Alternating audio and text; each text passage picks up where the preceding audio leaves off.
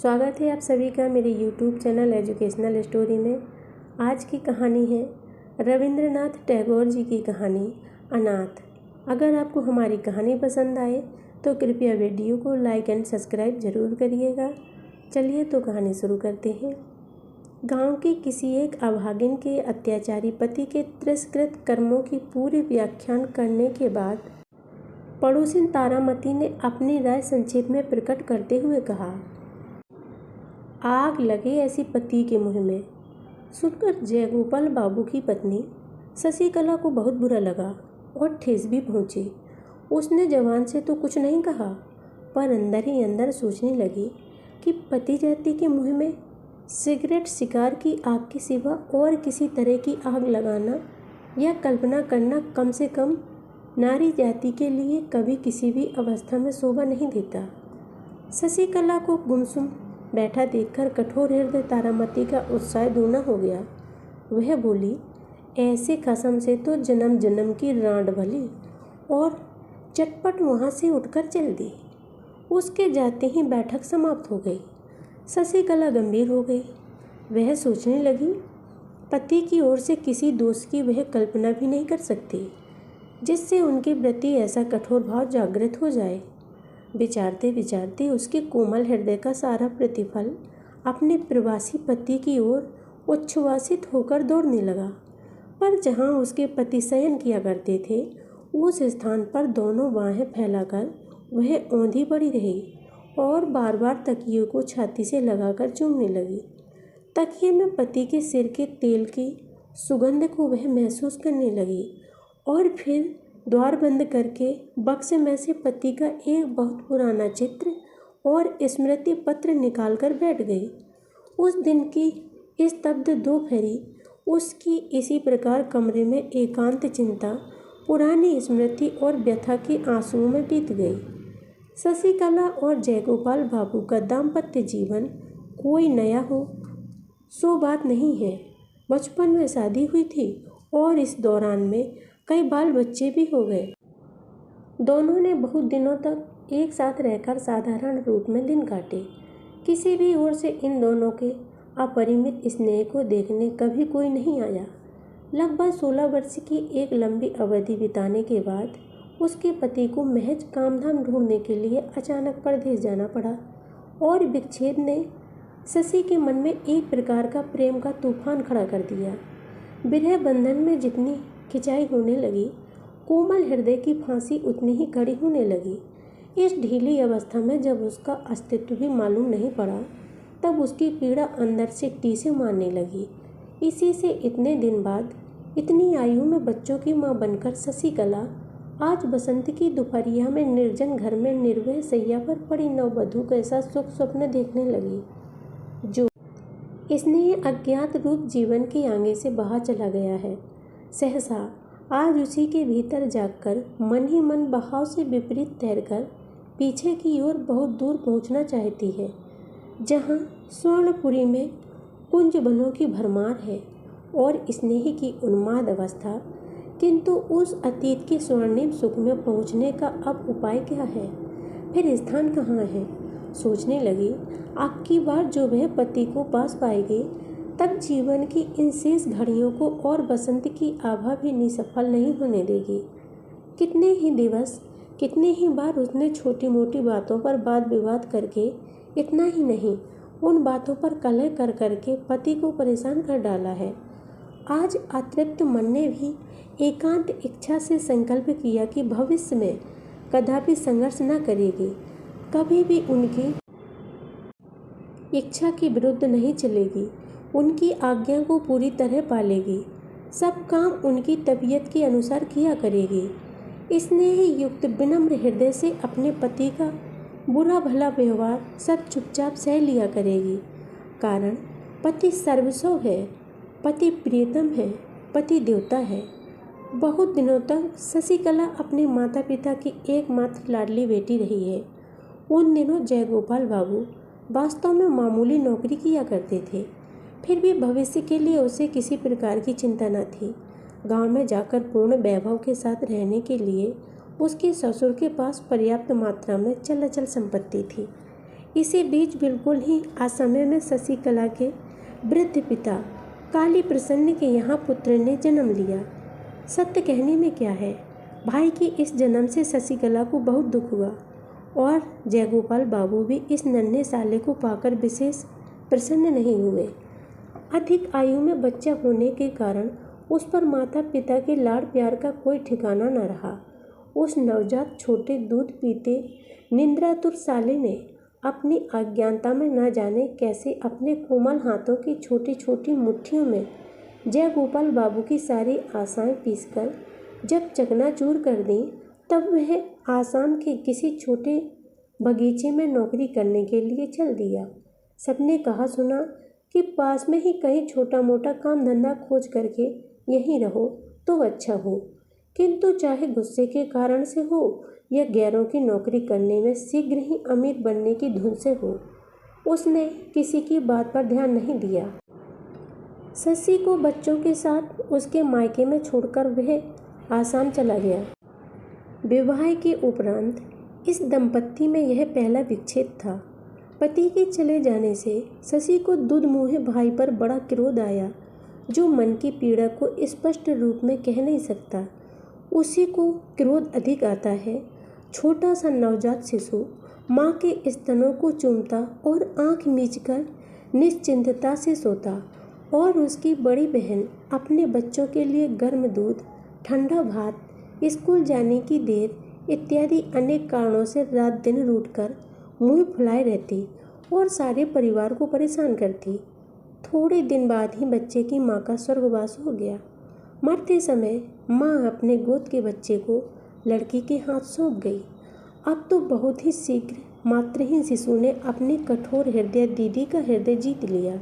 हाँ, ही करता हुआ वह शिशु जब अपनी दीदी के ऊपर जा पड़ता और अपने बिना दांत के छोटे से मुख में उसका मुंह, नाक, कान सब कुछ ले जाना चाहता, अपनी छोटी सी मुट्ठी में उसका जूड़ा पकड़कर जब खींचता और किसी कीमत पर भी हाथों में आई वस्तु को छोड़ने के लिए तैयार न होता। दिवाकर के उदय होने से पहले ही उठकर जब वह गिरता पड़ता हुआ अपनी दीदी को कोमल स्पर्श से पुलकित करता, किलकारियाँ मार मार कर शोर मचाना आरंभ कर देता, और जब वह क्रमशः दीदी दीदी पुकारा कर बारंबार उसका ध्यान बटाने लगा, और जब उसने कामकाज और फुर्सत के समय उस पर उपद्रव करने आरंभ कर दिए, तब शशि से स्थिर नहीं रहा गया। उसने उस छोटे से स्वतंत्र प्रेमी अत्याचारी के आगे पूरे तौर पर आत्मसमर्पण कर दिया। बच्चे की माँ नहीं थी, इसी से शायद उस पर उसकी सुरक्षा का अधिक भार आ पड़ा। शिशु का नाम हुआ नीलमणि। जब वह 2 वर्ष का हुआ तब उसके पिता असाध्य रोगी हो गए। बहुत ही शीघ्र चले आने के लिए जयगोपाल बाबू को लिखा गया। जयगोपाल बाबू जब मुश्किल से उस सूचना को पाकर ससुराल पहुँचे, तब ससुर काली प्रसन्न मौत की घड़ियाँ गिन रहे थे। मरने से पूर्व काली प्रसन्न ने अपने एकमात्र नाबालिग पुत्र नीलमणि का सारा भार दामाद जयगोपाल बाबू पर छोड़ दिया और अपनी अचल संपत्ति का 1/4 भाग अपनी बेटी शशिकला के नाम कर दिया। इसलिए चल अचल संपत्ति की सुरक्षा के लिए जयगोपाल बाबू को आसाम की नौकरी छोड़कर ससुराल चले आना पड़ा। बहुत दिनों के उपरांत पति पत्नी में मिलन हुआ। किसी जड़ पदार्थ के टूट जाने पर उनके जोड़ों को मिलाकर किसी प्रकार उसे जोड़ा जा सकता है, किंतु 2 मानवीय हृदयों को जहाँ से फट जाते हैं, विरह की लंबी अवधि बीत जाने पर फिर वहाँ ठीक पहले जैसा जोड़ नहीं मिलता। कारण हृदय सजीव पदार्थ है, क्षणों में उसकी परिणति होती है और क्षण में ही परिवर्तन। इस नए मिलन पर शशि के मन में अब की बार नई ही भावों का श्री गणेश हुआ, मानो अपने पति से उसका पुनः विवाह हुआ हो। पहले दाम्पत्य में पुरानी आदतों के कारण जो एक जड़ता सी आ गई थी, विरह के आकर्षण से वह एकदम टूट गई और अपने पति को मानो उसने पहले की अपेक्षा कहीं अधिक पूर्णता के साथ पा लिया। मन ही मन में उसने संकल्प किया कि चाहे जैसे ही दिन बीते, वे पति के प्रति उद्दीप्त स्नेह की उज्ज्वलता को तनिक भी मिलान न होने देगी। किंतु इस नए मिलन में जयगोपाल बाबू के मन की दशा कुछ और ही हो गई। इससे पूर्व जब दोनों अविच्छेद रूप से एक साथ रहा करते थे, जब पत्नी के साथ उसके पूरे स्वार्थ और विभिन्न कार्यों में एकता का संबंध था, जब पत्नी के साथ उसके जीवन का एक नित्य सत्य हो रही थी और जब वह उसे पृथक करके कुछ करना चाहते थे, तो दैनिक चर्या की राह में चलते चलते अवश्य उनका पांव अकस्मात गहरे गर्त में पड़ जाता। उदाहरणतः कहा जा सकता है कि परदेश जाकर पहले वे भारी मुसीबत का शिकार हो गए। वहाँ उन्हें ऐसा प्रतीत होने लगा मानो अकस्मात उन्हें किसी ने गहरे जल में धक्का दे दिया है। लेकिन क्रमशः उनके उस विच्छेद में नए कार्य को थेकली लगा दी गई। केवल इतना ही नहीं, अपितु पहले जो उनके दिन व्यर्थ आलस में कट जाया करते थे, उधर 2 वर्ष से अपनी आर्थिक अवस्था सुधारने की कोशिश के रूप में उनके मन में एक प्रकार की जबरदस्त क्रांति का उदय हुआ। उनके मन के सम्मुख मालदार बनने की एक निष्ठ इच्छा के सिवा और कोई चीज़ नहीं थी। इस नए उन्माद की तीव्रता के आगे पिछला जीवन उनको बिल्कुल ही सारहीन या दृष्टिगत होने लगा। नारी जाति की प्रकृति में खास परिवर्तन ले आता है स्नेह, और पुरुष जाति की प्रकृति में कोई खास परिवर्तन होता है तो उसकी जड़ में रहती है कोई न कोई दुष्ट प्रवृत्ति। जयगोपाल बाबू 2 वर्ष पश्चात आकर पत्नी से मिले तो उन्हें हूबहू पहली सी पत्नी नहीं मिली। उसकी पत्नी शशि के जीवन में उनके नवजात साले ने एक नई ही परिधि स्थित कर दी है, जो पहले से भी कहीं अधिक विस्तृत और संकीर्णता से कोसों दूर है। शशि के मन के इस भाव से वह बिल्कुल ही अनभिज्ञ थे और न इससे उनका मेल ही बैठता था। शशि अपने इस नवजात शिशु के स्नेह में से पति को भाग देने का बहुत यत्न करती, पर उसमें इसे सफलता मिली या नहीं कहना कठिन है। शशि नीलमणि को गोदी में उठाकर हंसती हुई पति के सामने आती और उनकी गोद में देने की चेष्टा करती, किंतु नीलमणि पूरी ताकत के साथ दीदी के गले से चिपट जाता और अपने संबंध की तनिक भी परवाह न करके दीदी के कंधे से मुंह को छिपाने का प्रयत्न करता। शशि की इच्छा थी कि उसके इस छोटे से भाई को मन बहलाने की जितनी ही प्रकार की विद्या आती है, सबकी सब बहनोई की आगे प्रकट हो जाए। लेकिन ना तो बहनोई ने ही इस विषय में कोई आग्रह दिखाया और न साले ने ही कोई दिलचस्पी दिखाई। जयगोपाल बाबू की समझ में यह बिल्कुल न आया कि इस दुबले पतले चौड़े माथे वाले मनहूस सूरत काले कलूटे बच्चे में ऐसा कौन सा आकर्षण है जिसके लिए उस पर प्यार की इतनी फिजूल खर्ची की जा रही है। प्यार की सूक्ष्म से सूक्ष्म बातें नारी जाति चट से समझ जाती है।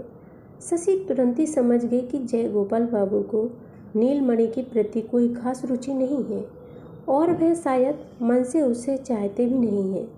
तब से वह अपने भाई को बड़ी सतर्कता से पति की दृष्टि से बचाकर रखने लगी। जहाँ तक हो सकता जयगोपाल की विराग दृष्टि उस पर नहीं पड़ने पाती और इस प्रकार वह बच्चा उस अकेली का एकमात्र स्नेह का आधार बन गया। उसकी वह इस प्रकार देखभाल रखने लगी जैसे वह उसका बड़े यत्न से इकट्ठा किया हुआ गुप्त धन है। सभी जानते हैं कि स्नेह जितना ही गुप्त और जितना ही एकांत का होता उतना ही तेज हुआ करता है। नीलमणि जब कभी रोता तो जयगोपाल बाबू को बहुत ही झुंझलाहट आती, अतः शशि झट से उसे छाती से लगाकर खूब प्यार कर करके हंसाने का प्रयत्न करती। खासकर रात को उसके रोने की यदि पति की नींद उचटने की संभावना होती और पति यदि उस रोते हुए शिशु के प्रति हिंसात्मक भाव से क्रोध या घृणा जाहिर करता हुआ तीव्र स्वर में चिल्ला उठता, तब शशि मानो अपराधिनी सी संकुचित और अस्थिर हो जाती और उसी क्षण उसे गोदी में लेकर दूर जाकर प्यार के स्वर में कहती, सो जा मेरे राजा बाबू सो जा। वह सो जाता। बच्चों बच्चों में बहुधा किसी न किसी बात पर झगड़ा हो ही जाता है। शुरू शुरू में ऐसे अवसरों पर शशि अपने भाई का पक्ष लिया करती थी। कारण उसकी माँ नहीं थी। जब न्यायाधीश के साथ साथ न्याय में भी अंतर आने लगा, तब हमेशा ही निर्दोष नीलमणि को कड़ा से कड़ा दंड भुगतना पड़ा। यह अन्याय शशि के हृदय में तीर के समान चुभ जाता और इसके लिए वह दंडित भाई को अलग ले जाकर उसे मिठाई देकर, खिलौने देकर, गाल चूम करके दिलासा देने का प्रयत्न किया करती। परिणाम यह देखने में आता है कि शशि नीलमणि को जितना ही अधिक चाहती, जय गोपाल बाबू उतना ही उस पर जलते भूनते रहते और वह जितना ही नीलमणि से घृणा करते, गुस्सा करते, शशि उतना ही उसे अधिक प्यार करती।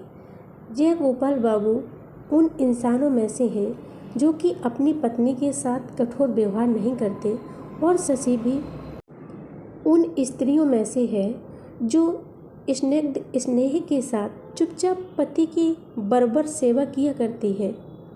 किंतु वह केवल नीलमणि को लेकर अंदर ही अंदर एक कुठली सी पकने लगी जो उस दंपत्ति के लिए व्यथा दे रही है।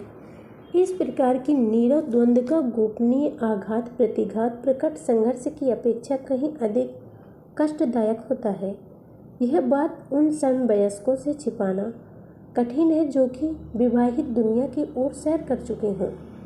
नीलमणि की सारी देह में केवल सिर ही सबसे बड़ा था। देखने में ऐसा प्रतीत होता जैसे विधाता ने एक खोखले पतले बांस में फूंक मारकर ऊपर के हिस्से पर एक हड्डियाँ बना दी है। डॉक्टर भी अक्सर भय प्रकट करते हुए कहा करते कि लड़का उस ढांचे के समान ही निकम्मा साबित हो सकता है।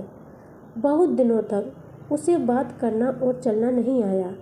उसके उदासीन गंभीर चेहरे को देखकर ऐसा प्रतीत होता कि उसके माता पिता अपनी वृद्धावस्था की सारी चिंताओं का भार इसी नन्हे से बच्चे के माथे पर लाद गए हैं। दीदी के यत्न और सेवा से नीलमणि ने अपने भय का समय पार करके छठे वर्ष में पदार्पण किया। कार्तिक में भैया दूज के दिन शशि ने नीलमणि को नए नए बढ़िया वस्त्र पहनाए, खूब सज धज के साथ बाबू बनाया और उसके विशाल माथे पर टीका करने के लिए थाली सजाई।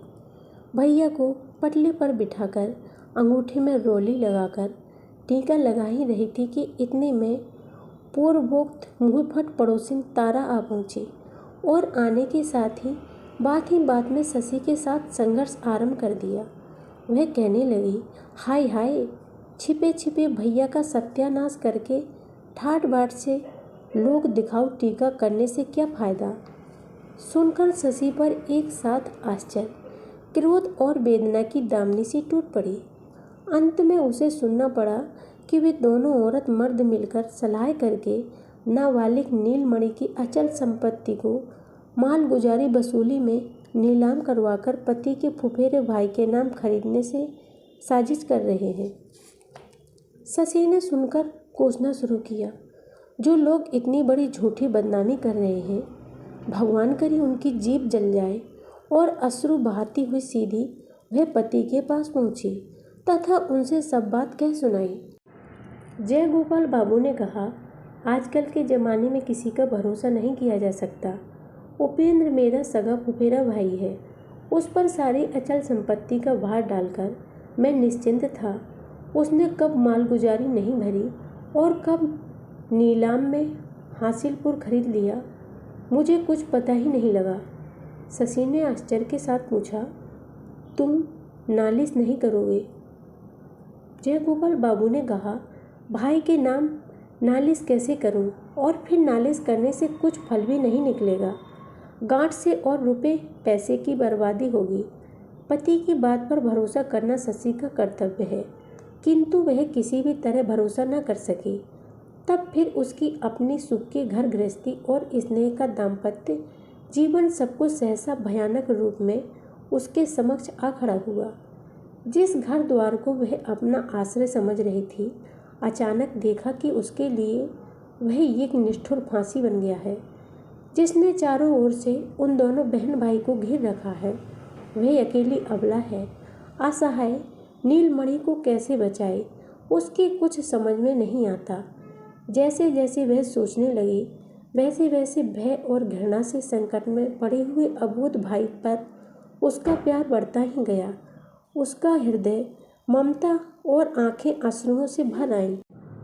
वह सोचने लगी, यदि उसे उपाय मालूम होता तो वह लाट साहब के दरबार में अपनी अर्जी दिलवाती, और वहाँ से भी कुछ न होता तो महारानी विक्टोरिया के पास खत भेजकर अपने भाई की जायदाद अवश्य बचा लेते, और महारानी साहिबा नीलमणि की वार्षिक 758 रुपये लाभ की जायदाद हासिलपुर कदापि नहीं बिकने देती।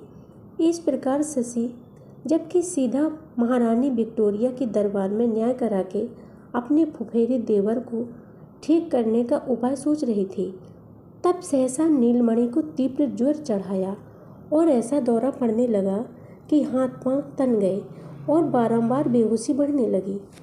जयगोपाल ने गांव के एक देसी काले डॉक्टर को बुलवाया। शशि ने अच्छे डॉक्टर के लिए प्रार्थना की तो जयगोपाल बाबू ने उत्तर दिया, क्यों, मोतीलाल क्या बुरा डॉक्टर है? शशि जब उनके पांव पर गिर गई, अपनी सौगंध खिलाकर भयभीत हिरनी की तरह निहारने लगी, तब जयगोपाल बाबू ने कहा, अच्छा, शहर से डॉक्टर बुलवाता हूँ, ठहरो। शशि नीलमणि को छाती से चिपकाए पड़ी रही। नीलमणि भी एक पल के लिए भी उसे आंखों से ओझल नहीं होने देता। वह खाता कि उसे धोखा देकर दीदी उसकी कहीं चली जाए, और इसलिए वह सदा उससे चिपटा रहता, यहाँ तक कि सो जाने पर भी पल्लू कदापि नहीं छोड़ता। सारा दिन इसी प्रकार बीत गया। संध्या के बाद दिया बत्ती के समय जयगोपाल बाबू ने आकर कहा, शहर का डॉक्टर नहीं मिला, वह दूर कहीं मरीज देखने गया है, और इसके साथ ही यह भी कहा, मुकदमे के कारण मुझे अभी इसी समय बाहर जाना पड़ रहा है। मैंने मोतीलाल से कह दिया है, दोनों वक्त आकर अच्छी प्रकार से देखभाल किया करेंगे। रात को नीलमणि अंट-संट बकने लगा। भोर होते ही शशि और कुछ भी न सोचकर खुद रोगी भाई को लेकर नाव में बैठ कलकत्ता के लिए चल दी। कलकत्ता जाकर देखा कि डॉक्टर घर पर ही है, कहीं बाहर नहीं गए हैं। भले घर की स्त्री समझकर डॉक्टर ने झटपट उसके लिए ठहरने का प्रबंध कर लिया और उसकी मदद के लिए एक अधेड़ विधवा को नियुक्त कर दिया। नीलमणि का इलाज चलने लगा। दूसरे ही दिन जयगोपाल बाबू भी कलकत्ता अधम के मारे गुस्से के आग बबूला होकर उसने शशि को तत्काल ही घर लौटने का हुक्म दिया। शशि ने कहा, मुझे यदि तुम काट भी डालो तब भी मैं अभी घर नहीं लौटने की। तुम सब मिलकर मेरी नीलमणि को मार डालना चाहते हो। उसके बाप नहीं, माँ नहीं, मेरे सिवा उसका है ही कौन। मैं उसे बचाऊंगी, अवश्य बचाऊंगी। जयगोपाल बाबू भावावेश में आकर बोले, तो तुम यहीं रहो, मेरे घर अब कदापि मत आना। शशि ने उसी क्षण तपाक से कहा, तुम्हारा घर कहाँ से आया? घर तो मेरे भाई का है। जयगोपाल बाबू बोले, अच्छा, देखा जाएगा। कुछ दिनों तक इस घटना को लेकर मोहल्ले के लोगों में चुहलबाजियाँ चलती रहीं, अनेक वाद विवाद होते रहे। तभी पड़ोसिन तारा ने कहा, अरे, खसम के साथ लड़ना ही हो तो घर पर रहकर लड़ो ना। जितना लड़ना हो घर छोड़कर बाहर लड़ने झगड़ने की क्या ज़रूरत। कुछ भी हो, आखिर है तो अपना घर वाला ही। हाथ में जो कुछ जमा पूंजी थी सब खर्च करके, आभूषण आदि जो कुछ भी थे सब बेचकर किसी प्रकार शशि ने अपने नाबालिग भाई को मौत के मुंह से निकाल लिया। और तब उसे पता लगा कि दुआर गांव में उन लोगों की जो बड़ी भारी खेती की ज़मीन थी और उस पर उनकी पक्की हवेली भी थी, जिसकी वार्षिक आय लगभग 1.5 सहस्त्र थी, वह भी जमींदार के साथ मिलकर जयगोपाल बाबू ने अपने नाम करा ली है। अब सारी अचल संपत्ति उसके पति की है, भाई का उसमें कुछ भी हक नहीं रहा है। रोग से छुटकारा मिलने पर नीलमणि ने करुण स्वर में कहा, दीदी घर चलो। वहाँ अपने साथियों से खेलने के लिए उसका जी मचल रहा है। इसी से प्रेरित होकर वह बार बार कहने लगा, दीदी अपने उसी घर में चलो ना। सुनकर शशि रोने लगी, बोली, हम लोगों का अब घर कहाँ है? लेकिन केवल रोने ही फल क्या है? अब दीदी के सिवा इस दुनिया में उसके भाई का है ही कौन। यह सोचकर शशि ने आंखें पोंछ डाली और साहस बटोरकर डिप्टी मजिस्ट्रेट तारिणी बाबू के घर जाकर उसकी पत्नी की शरण ली। मजिस्ट्रेट साहब जयगोपाल बाबू को भली भांति जानते थे। भले घर की बहू बेटी घर से निकलकर जमीन जायदाद के लिए पति से झगड़ना चाहती है, इस बात पर वे शशि पर गुस्सा हुए। उससे बातों से फुसलाए रखकर उसी समय उन्होंने जयगोपाल बाबू को पत्र लिखा। जयगोपाल बाबू साले सहित शशि को जबरदस्ती नाव पर बिठाकर गांव ले गया। इस दंपत्ति का द्वितीय विच्छेद के बाद फिर वह द्वितीय मिलन हुआ। जन्म जन्म का साथ सृष्टिकर्ता का विधान जो ठहरा। बहुत दिनों बाद घर लौटकर पुराने साथियों को पाकर नीलमणि बहुत खुश हुआ। आनंद पूर्वक घूमने फिरने लगा। उसकी निश्चिंत खुशी को देखकर भीतर ही भीतर शशि की छाती फटने लगी। शरद ऋतु आई। मजिस्ट्रेट साहब गाँवों में छानबीन करने दौरे पर निकले और शिकार करने के लिए जंगल से सटे हुए एक गांव में तंबू तन गए। गांव के मार्ग में साहब के साथ नीलमणि की भेंट हुई। उसके सभी साथी साहब को देखकर दूर हट गए। निरीक्षण करता रहा, ना जाने साहब को उससे कुछ दिलचस्पी हुई। उसने पास बुलाकर पूछा, तुम स्कूल में पढ़ते हो? बालक ने चुपचाप खड़े रहकर सिर हिला दिया। हाँ। साहब ने पुनः पूछा, कौन सी पुस्तक पढ़ते हो? नीलमणि पुस्तक शब्द का मतलब न समझ सका, अतः साहब के मुंह की ओर देखता रहा। घर पहुंचकर नीलमणि ने साहब के साथ अपने इस परिचय की बात खूब उत्साह के साथ दीदी को बताई। दोपहर को अचकन पजामा पगड़ी आदि बांधकर जयगोपाल बाबू साहब का अभिवादन करने के लिए पहुँचे। साहब उस समय तंबू के बाहर खुली छाया में कैंप मेज लगाए बैठे थे। सिपाही वगैरह की चारों ओर धूम मची हुई थी। उन्होंने जयगोपाल बाबू को चौकी पर बैठाकर गांव के हालचाल पूछे। जयगोपाल बाबू सर्वसाधारण गांव वालों के सामने जो इस प्रकार बड़कपन का स्थान घेरे बैठा है, इसके लिए वह मन ही मन फूला नहीं समा रहा है। उसके मन में बार बार यह विचार उठ रहे थे कि इस समय चक्रवर्ती और नंदी घराने का कोई आकर देख जाता तो कितना अच्छा होता।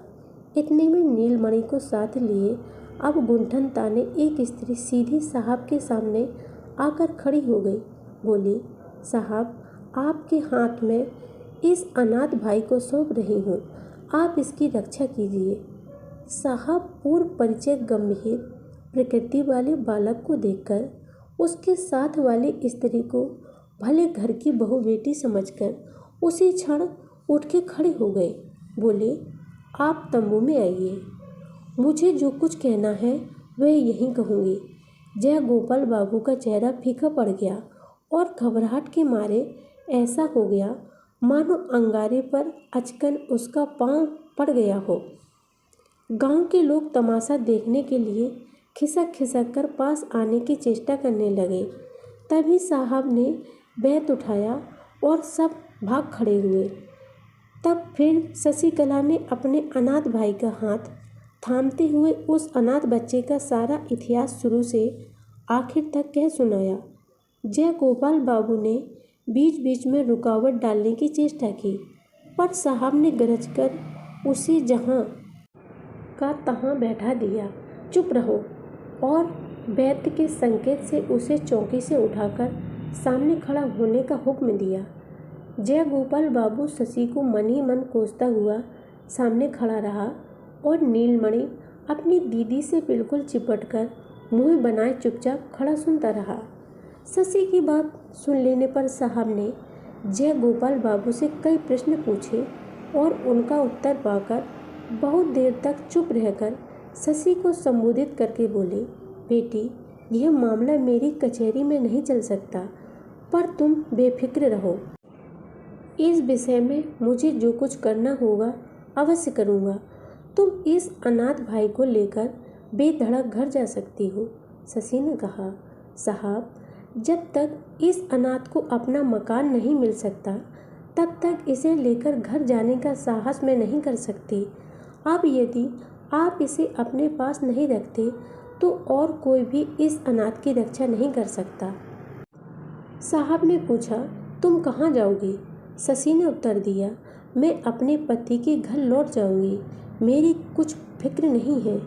साहब मुस्कुराया और ताबीज बंदे और दुबले पतले गंभीर स्वभाव वाले काले रंग के उस दुखी अनाथ बालक को अपने पास रखने को तैयार हो गया। इसके उपरांत शशि जब विदा होने लगी तब बालक ने उसकी धोती का छोर पकड़ लिया। साहब ने कहा, बेटा तुम डरो मत, आओ मेरे पास आओ।